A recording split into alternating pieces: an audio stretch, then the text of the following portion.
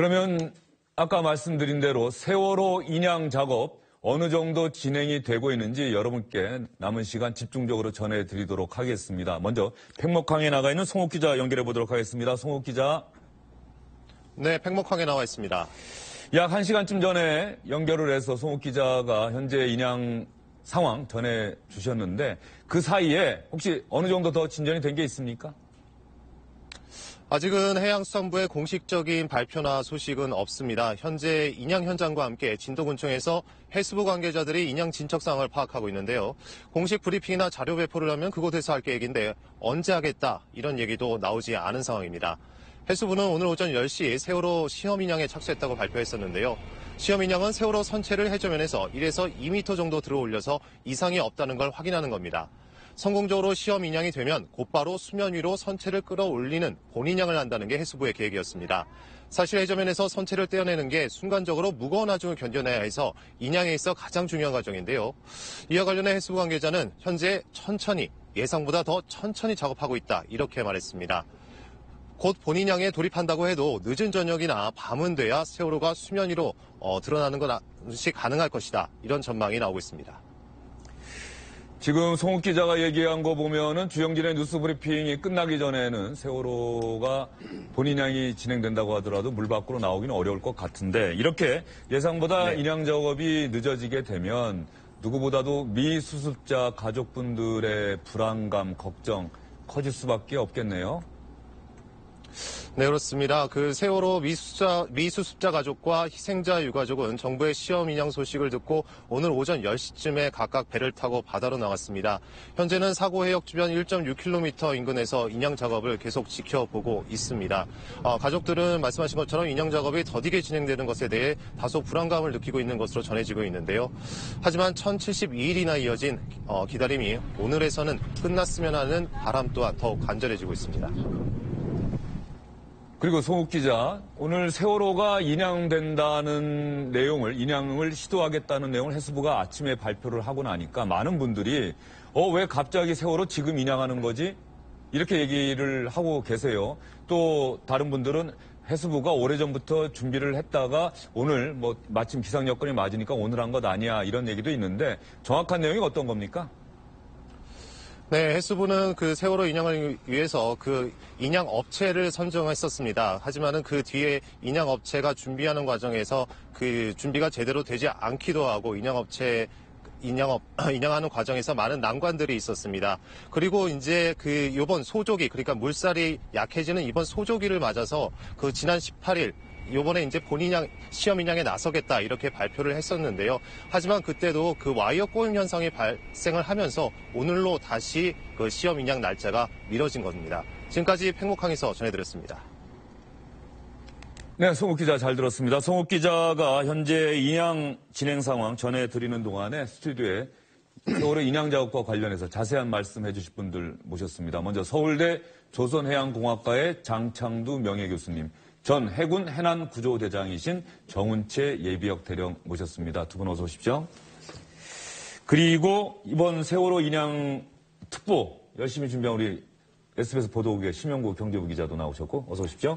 그 세월호 참사 가족협의회 유경근 집행위원장님 나오셨습니다. 어서 오십시오. 그리고 매주 수요일 함께하는 문학평론가 박철아 교수도 나오셨습니다. 어서 오십시오.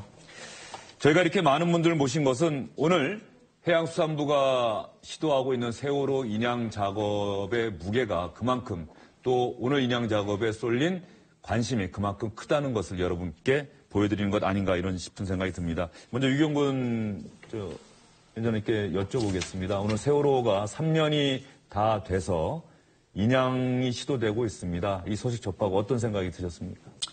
네, 매우 많이 늦었습니다. 사실은 좀 제대로 준비했더라면 훨씬 더 이른 시간에 인양을 성공했을 텐데, 그러나 이제 지나간 일은 또 나중에 좀 짚어보기로 하고요. 이제라도 하루빨리 좀 인양이 되기를 간절히 바라는 마음으로 지금 가족들이 현장에서도 지켜보고 있습니다. 네.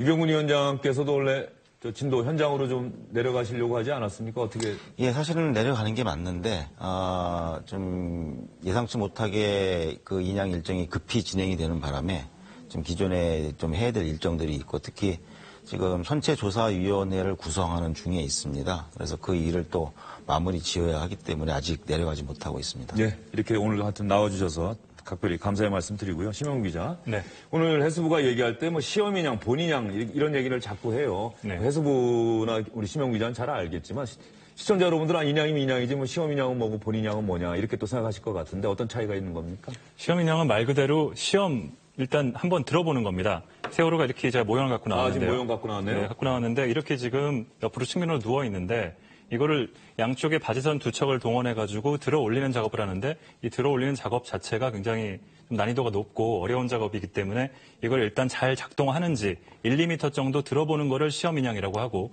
완전히 들어 올리는 거를 본인양이라고 하는데 원래는 날짜를 분리해서 진행하려고 했습니다. 그래서 시험인양을 먼저 하고 잘 되면 본인양을 한다. 그런 얘기를 했었는데 이제는 아예 시험인양이 해서 괜찮으면은 본인양을 그냥 진행하겠다. 그런 식으로 진행이 되고 있기 때문에 시험인양과 본인양을 하는 게 크게 의미는 없어졌는데 지금은 아직 시험인양 단계인 것으로 좀 알려져 있습니다. 예.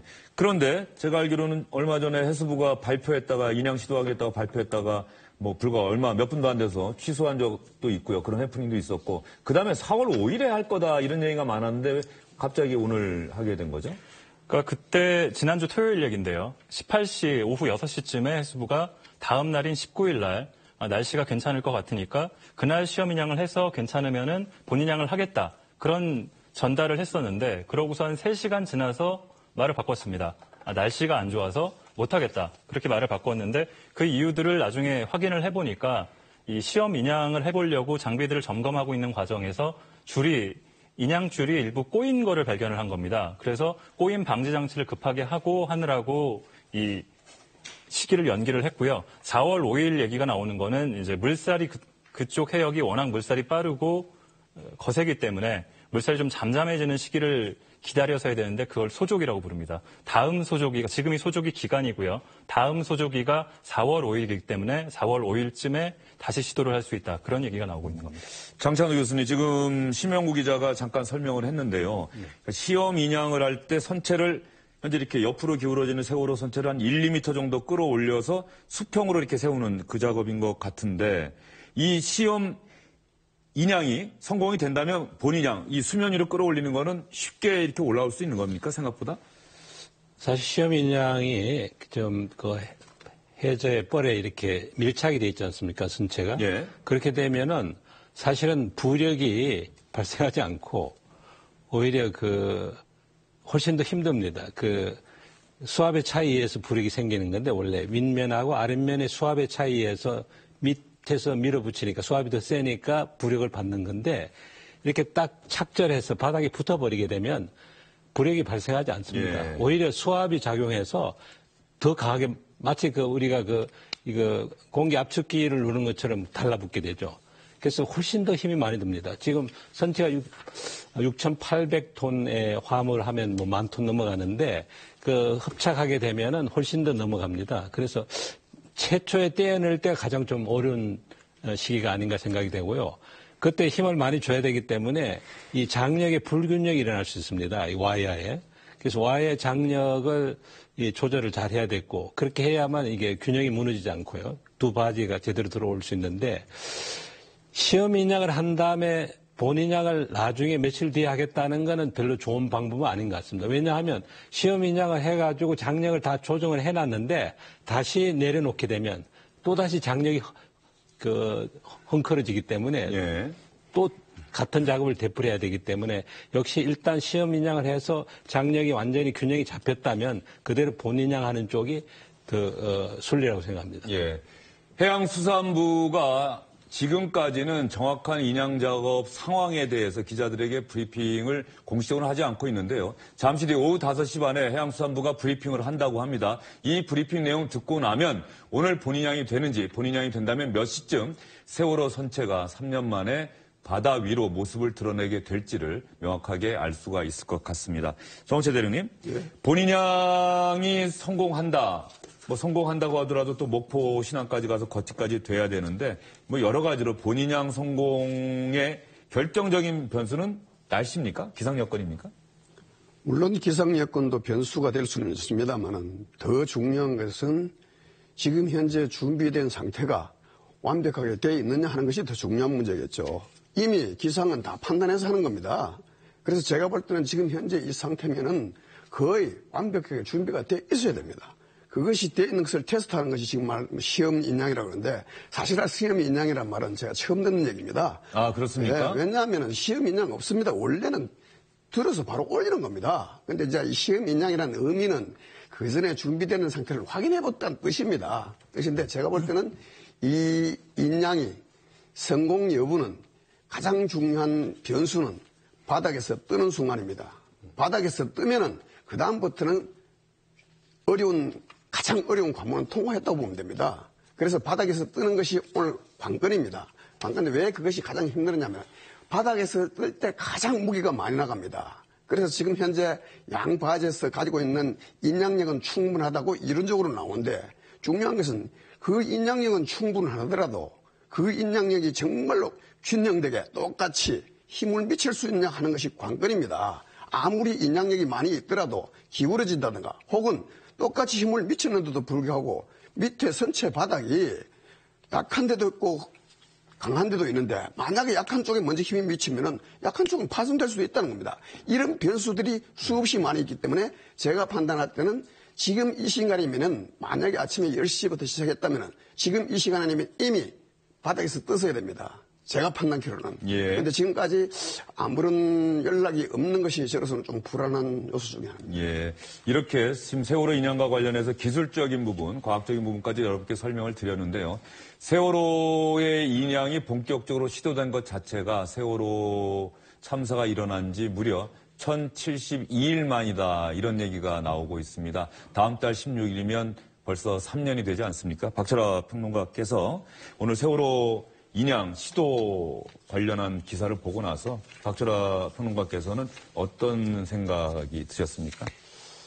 먼저 말씀드리자면 전 오늘 햇살이 좋아서 아침에 오늘 봄 기운을 내고자 환한 옷을 입어야 되겠다라고 준비를 해뒀는데 세월호 인양 특집 방송이 진행된다고 해서 부랴부랴 옷을 갈아입으면서 마치 3년 전이 아니라 13년 혹은 한 30년쯤 된 그런 사건처럼 여겨졌습니다. 그것은 그만큼 우리 국민들 가슴에 깊이 못이 박힌 아주 불행한 사건이라는 뜻이죠. 지난 3년이 마치 그렇게 긴 시간처럼 느껴지듯이 우리 국민들 모두가 그 구조되지 않은 그 불행한 사고와 구조되지 않은 그 학생들, 승객들에 대한 안타까움을 다 함께 겪고 있다는 것을 새삼스럽게 느꼈습니다. 예. 인양 업체가 상하이 셀비지 중국 업체입니까? 네. 중국 업체가 뭐 응찰을 해서 선정이 됐을 텐데 이런 인양 무사히 인양할 수 있는 충분한 기술력 가졌다 뭐 이런 평가 있으니까 맡겼겠죠? 이 1951년에 설립된 중국 최대의 해양 군안 업체라고 합니다. 네. 그리고 2015년에 선정이 됐는데 그때 7개의 컨소시엄이 같이 입찰을 했는데 이 상하이 셀비지를 중심으로 한 같이 해서 선정이 됐고요. 그때 2015년에 양쯔강에서 선박이 침몰했을 때 들어 올렸던 인양했던 실적이 있었다고 해서 이 셀비지가 선정이 됐는데 약간 좀 의아했던 부분이나 좀 문제라고 보이는 거는 인양 방식을 처음에 자기들이 갖고 있는 기술이 플로팅 독을 활용한 인양 방식을 갖고 있다고 해서 그걸로 시도를 했는데 그게 잘 안 돼가지고 실패를 했거든요. 그래서 이 지금 얘기 나오고 있는 텐덤 리프팅 방식으로 변경을 해가지고 지금 진행을 하고 있는데 플로팅 도크와 텐덤 리프팅. 플로팅 도크는 어떤 방식인 거죠? 플로팅 독은 선박을 건조할 때 쓰는 방식인데 독을 띄워가지고 거기다 세월을 얹어놓고 들어 올리는 식이고 이 텐덤 리프팅은 지금 화면에 나오는 것처럼 바지선 두 척을 이용해서 리프팅 빔을 깔고 그렇게 와이어를 걸어서 들어 올리는 방식인데 이거를 잘하는 업체들은 사실은 이게 주특기가 아니라는 거죠. 그런데 이렇게 방식을 변경해가지고 하는 것이 괜찮은 것인가 하는 문제 제기를 하는 분들도 있었습니다. 예. 지금 심영구 기자가 텐덤 리프팅 지금 화면 보면 설명을 해 줬는데 정확하게 좀 저희가 이해하기 쉽게 좀 설명을 좀 해주시죠, 교수님께서. 이제 선체를 들게 되면은 지금 하중 분산이 제일 중요하거든요. 아까 말씀드렸지만은 그 하중이 집중되게 되면 어느 선체 일부가 파손이 되게 됩니다. 그래서 빔을 지금 리프팅 빔을 33개를 깔았고 그게 양쪽에 줄을 달았기 때문에 이제 하중을 선체에 걸린 하중을 좀 고루고루 분포를 시켜서 하중이 선체가 손상을 최대한 줄이면서 들어올리는 그런 방식을 쓰고 있고요. 그다음에 크레인 드는 것보다도 전체적으로 와이어의 그 장력을 고루 배분시켜서 들기 때문에 뭐 전에보다는 좀 더 안정된 방법이 아닌가 생각은 드는데 단 1만 톤을 들은 실적은 없거든요. 지금 세월호 무게가 2만 톤이라고 그러지 않습니까? 2만 톤까지는 아닌데 무게가 6,800톤의 하물이 한 3,000톤 이상 되고 아까 그 밀착이 되게 되면 그래서 그렇게까지는 사실상 2만 톤 정도 무게가 아니냐. 뭐 2만 톤까지는 어떻게 될지 모르겠는데 2만 톤이면 상당히 심각하죠. 2만 3,100톤이거든요. 바지선 하나가. 근데 둘로 나누니까 그래도 이제 균형이 무너지게 되면 한쪽에 하중이 걸리게 됩니다. 그래서 어쨌든 뭐 그 방식을 바꿔서 시도하는 건데 역학적으로는 하중을 분산시키기 때문에 저는 그렇게 나쁘지는 않다고 생각이 되는데 아까 말씀드린 대로 이제 이게 밀착된 걸 떼는 과정에서 한쪽에 어떤 와이어의 힘이 집중이 되게 되면 그 부분이 변형이 되거든요. 그렇게 되면서 이제 이게 장력이 막 이게 삐뚤어지게 되면은 균형도 무너지고 상당히 떼어내는 작업이 역시 제일 관건이라고 생각합니다. 역시 두 분 전문가께서 똑같은 의견을 밝혀주시네요. 지금 현재 뻘에 묻혀 있는데 여기서부터 띄우는 이 과정이 가장 어려운 과정이 될 것이다 이렇게 얘기를 하셨는데 정우채 대령님 조금 전에 제가 2만 톤 얘기했더니 고개를 절레절레 흔드시고 그러는데 어쨌든 간에 그 정확한 뭐 무게나 이런 부분하고요. 시험 인양에서 본인양 목포 신항까지 가는 과정 뭐 어떤 변수들이 있을까요? 방금 말씀드렸던 2만 톤 얘기는 어디서 나오는지 모르겠는데 우리가 상식적으로 생각할 때 7천 톤 잡았을 때 우리가 기본 뻘 흡착력 20% 잡고 했을 때 10,000톤 내외가 가장 보편적인 우리 판단입니다. 판단인데 물론 들면서 조금 차이는 있을 수 있어요.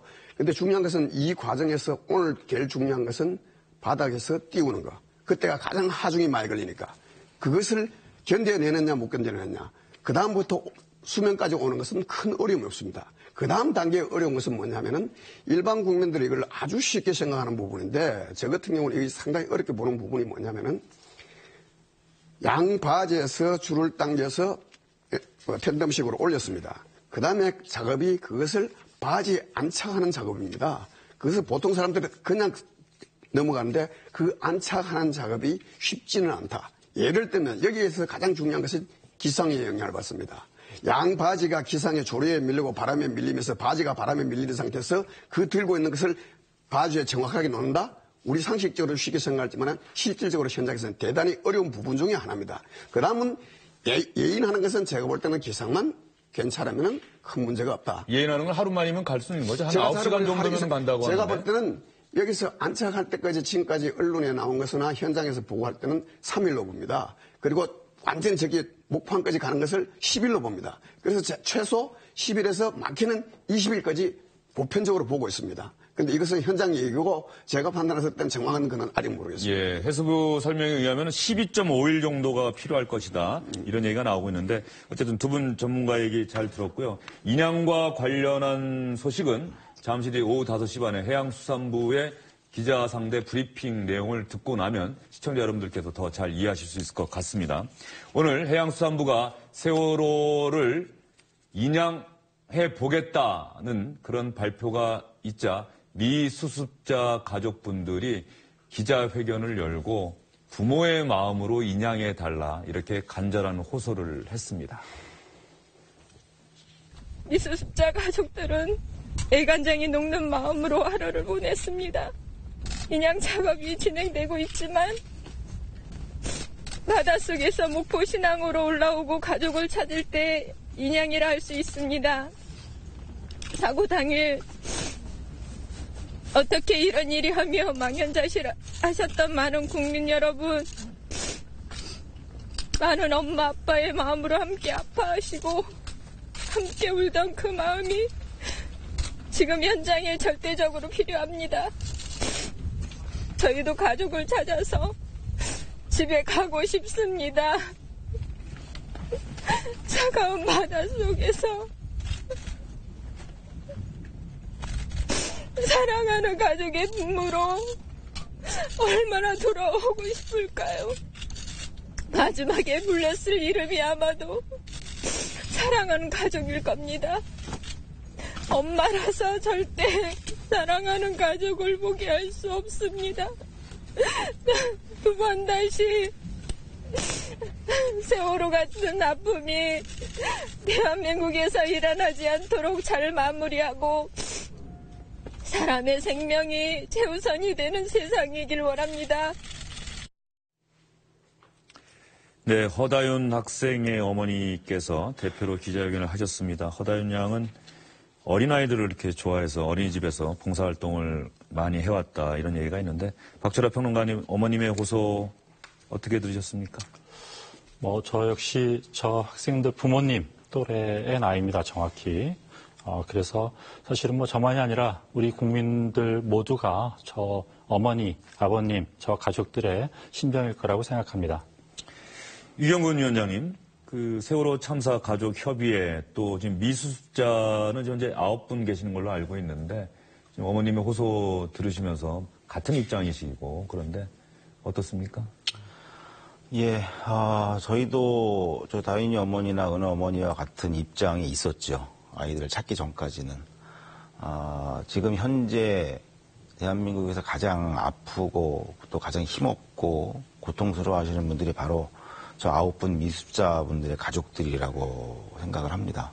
저분들의 간절한 호소, 저희 유가족들뿐만이 아니고 모든 국민들이 정말 힘을 모아서 반드시 인양해서 9분 다 찾을 수 있도록 좀 관심과 또 응원과 힘을 모아주시기를 간절히 바라고 있습니다. 네, 유경근 위원장님 말씀 또 허다윤 학생의 어머니께서 그 슬픔을 억누르시면서 호소하셨던 그 마음 그대로 온 국민이 한 마음으로 세월호가 잘 인양돼서 또 미수습자 분들에 대한 수습도 잘 이루어지기를 저희도 한 마음으로 기도를 하겠습니다. 미수습자가 9분이라고 하는데 어떤 분들입니까? 심영우 기자? 네. 학생이 4명이고요. 예, 학생이 4명. 지금 좀 전에 나오셨던 허다윤 학생의 어머니, 허다윤 학생 어머니 박은미 씨가 나오셨었는데 예. 허다윤 학생이 있고요. 2학년 일반 조은하 학생이 있고 2학년 2반 허다윤, 2학년 6반 남현철, 2학년 6반 같은 박영인 이렇게 4명의 학생이 있고 선생님이 2분입니다. 양승진 선생님, 고창석 선생님 그리고 저희가 일반인 탑승자라고 부르는 분이 3분인데 이 중에 부자가 있습니다. 권재근님과 권혁규 군 그리고 이영숙님 이렇게 9분입니다. 어쨌든 세월호 참사가 있고 정말로 많은 분들이 목숨을 잃었는데 유경훈 위원장님 미수습자 가족분들은 세월호 참사 이후로 계속해서 진도 팽목항이나 현장을 좀 떠나지 못하고 계신 건가요? 네, 그렇죠. 지금 3년 가까이 그 팽목항에 기거하고 계시고 또 그 국민들에게 이런 현실을 좀 알리기 위해서 전국을 또 다니시면서 피켓팅도 하시고 간담회도 하시고 그렇게 해오고 계셨습니다. 계속해서 피켓팅도 하시고 간담회도 하시고 아까 세월호 인양 작업 말이죠. 두 분께 좀 간단하게 한번 여쭤볼게요. 그러니까 많은 분들이 지금 의아해하고 있는 게 해수부가 발표를 하니까 그동안 세월호가 사실은 이슈의 중심에서 좀 사라져서 그랬는지 모르겠지만 정치권 이슈가 워낙 많다 보니까 왜 갑자기 지금 인양을 하지? 이렇게 생각하는 분들이 많아요. 두 분 전문가들은 계속해서 이 관심을 가지셨을 테니까는 정확하게 이 인양이 이루어지게 된 경위를 어떻게 파악하고 계십니까? 제가 말씀을 드리면 저는 다른 내용은 모르고 인양에 관련된 전문 분야만 말씀을 드리겠습니다. 인양을 하다가 보면은 계획된 날짜에 못할 수도 있고 의외로 작전의 진행이 빨리 당겨질 수도 있는 거예요. 인양 작전이라는 것이 그렇습니다. 저도 늘 인양 작전을 해보면서 예상보다 늦을 때도 있지만은 빨리 끝날 때도 있습니다. 만약에 정상적으로 갔다면은 원래 계획했던 일정보다 당겨질 수 있어요. 지난번 3일 전인가 얘기 나왔을 때 그때는 이미 인양을 할 수 있는 준비가 돼 있었다고 현장에서 판단했을 겁니다. 그래서 당겨서 한 거예요. 근데 하다 보니까 문제가 생긴 겁니다. 오늘 그처럼 다시 지연이 된 겁니다. 그럼 오늘도 마찬가지입니다. 하다가 보니까 아니다. 할 수도 있다는 겁니다. 그래서 인양 작전이 굳이 어떤 특별한 정치적인 사이나 이런 건 모르겠고 나는 구조 파트에만 말씀을 드린다면은 인양 작전은 느려질 수도 있고 의외로 작전이 잘 순조롭게 돼서 당겨질 수 있다. 나는 그런 차원이 아닌가 저는 이렇게 봅니다. 자, 교수님, 상하이 셀비지가 원래 인양업체로 선정되고 나서 지난해 7월에 인양 완료할 수 있다. 네. 이렇게 큰 소리 쳤다가 어그러지고 나서 이렇게 상당히 늦어졌다는 얘기도 있더라고요. 네. 맞습니까? 근데 그쪽에 이제 이유를 대는 것이 그 잔존류가 예상보다 많았다. 그래서 잔존류를 처리하는데 시간이 좀 더 걸렸다. 잔존류라고 하면 어떤 배 안에 남아있는, 남아있는 기름? 예. 그 공해 방지 때문에. 그 다음에 부력제를 이제 추가하는데 또 시간이 좀 더 걸렸다. 그 다음에 이제 그 선미 쪽에 그 퇴적층이 굉장히 단단해서 그걸 굴착하고 파내는데 또 한 5개월 소요됐다. 이렇게 해서 더 한 7개월 이상 지연이 됐다. 이렇게 이제 설명을 하고 있거든요. 그래서 그 부분은 뭐 물론 사전에 충분히 지질 조사가 되고 기술적인 걸 다 시뮬레이션을 잘 해봤으면 그런 시행착오가 없었겠지만 의외로 지금 그 해안 자체가 시야도 확보가 잘 안 되고 여러 가지 지금 그 우리 대령님 말씀하신 대로 변수가 많다 보니까 그 부분은 기술적으로 미리 완벽하게 예측해서 시뮬레이션을 하기가 좀 힘들지 않았느냐. 그러니까 이분들도 해보다 보니까 안 되니까 이제 자꾸 바꾸다 보니까 시간이 좀 걸린 것 같고요.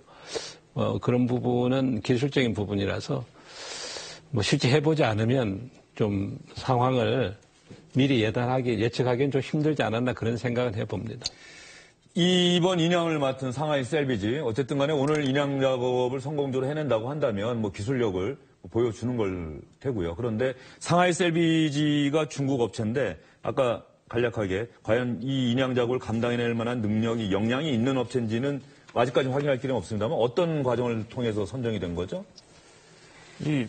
어쨌든 입찰을 거쳐가지고 여러 의혹들도 제기가 되긴 했습니다만 선정이 된 거니까 저희가 지금 와서 업체 선정 방식에 대해서 다시 되짚거나 그렇게 이제 문제가 완전히 발생을 해서 인양을 실패한다든지 그러면 또 모르겠는데 그런 상황은 아직은 아니라는 생각은 좀 드는데요.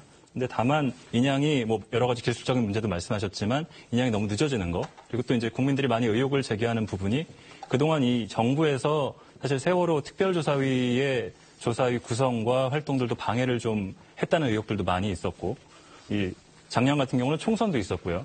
그런 여러 가지 변수들을 고려해서 세월호 인양을 계속 늦춰온 게 아니냐는 주장들이 있었는데 이게 박근혜 전 대통령이 파면이 선고되니까 사실은 얼마 되지 않아서 급속도로 좀 진행이 되는 거 아니냐 그런 식의 얘기들을 하고 있기 때문에 그런 부분들에 대해서는 좀 충분히 의혹을 제기할 수 있는 그런 상황이 아닌가 하는 생각이 듭니다.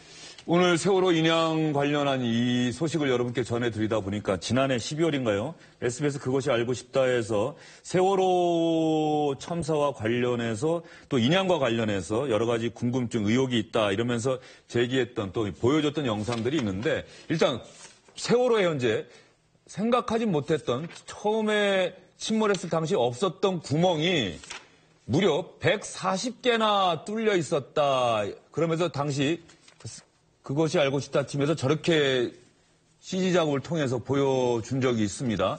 저 구멍이 크기 1m에 달하는 구멍이 140개나 뚫려 있었다. 이렇게 얘기를 하고 있고요.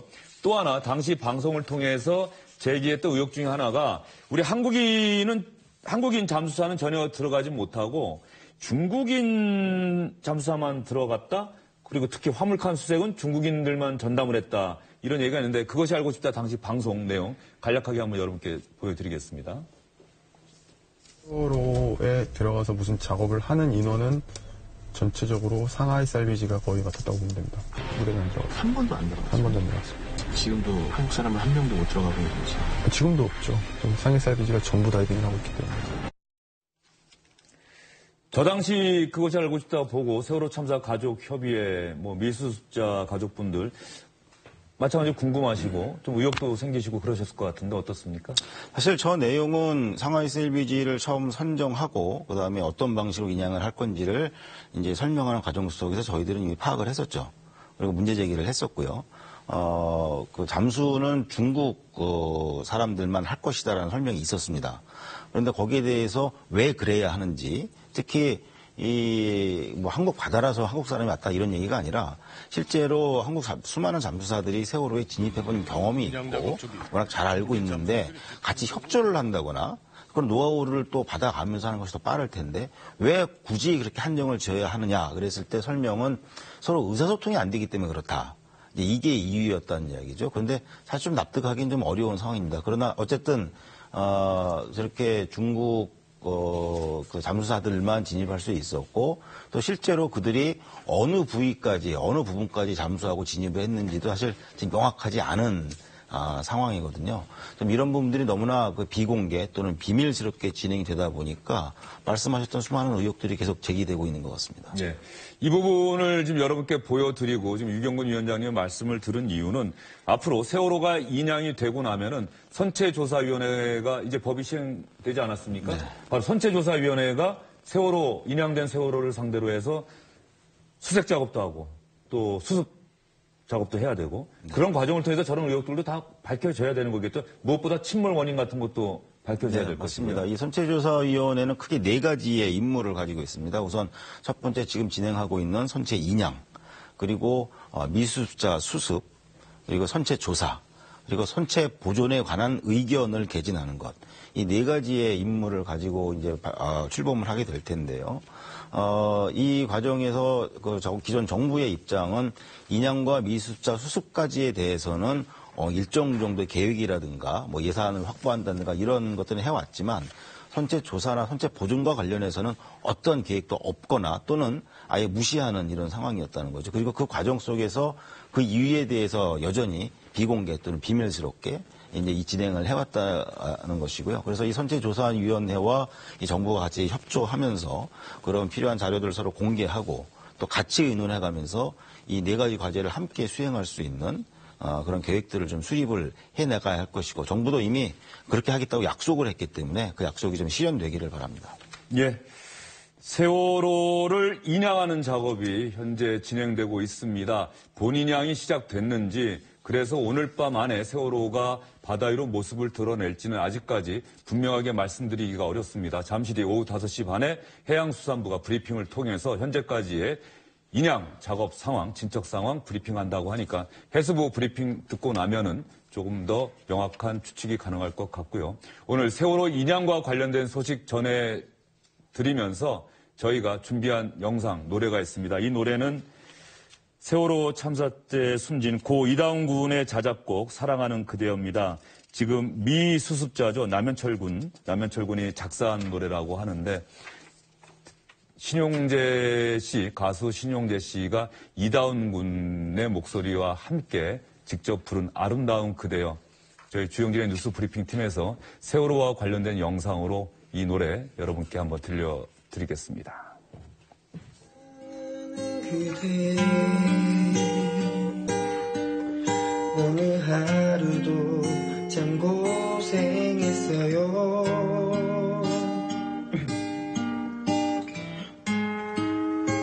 많이 힘든 그대 힘이 든 그댈 안아주고 싶어요.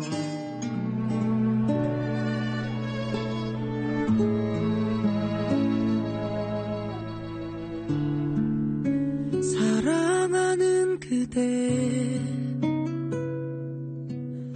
오늘 하루도 참 고생했어요.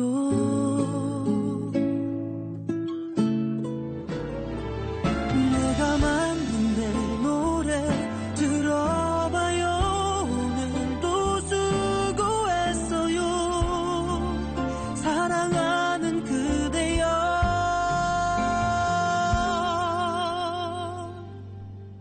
내가 만든 이 노래 그댈 위해 불러봐요. 힘이 든 그댈 생각하면서 내가 만든 내 노래 들어봐요. 오늘도 수고했어요. 사랑하는 그대여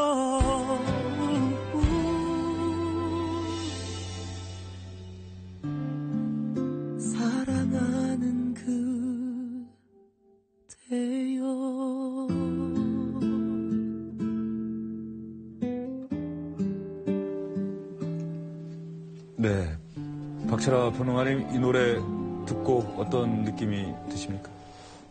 네, 참 마음 아프고 정말 우리의 이 국가의 미래를 책임져야 할 청소년들이 아무런 잘못 없이 우리 어른들의 무능력으로 실수로 저렇게 목숨을 잃었다는 것 앞에서 다시 한번 기성세대로서 반성하는 마음이 듭니다. 어쨌든 오늘 인양이 성공적으로 이루어져서 누구보다도 더 깊은 한을 가진 유족들의 이게 위로가 되고 국민들의 상처에도 조그만 위로가 되기를 간절히 바랍니다.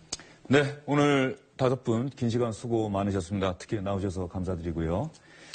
이어지는 오뉴스, SBS 8시 뉴스를 통해서 세월호 인양과 관련된 보다 진척된 소식은 전해드리도록 하겠습니다. 주영일의 뉴스 브리핑 마치겠습니다.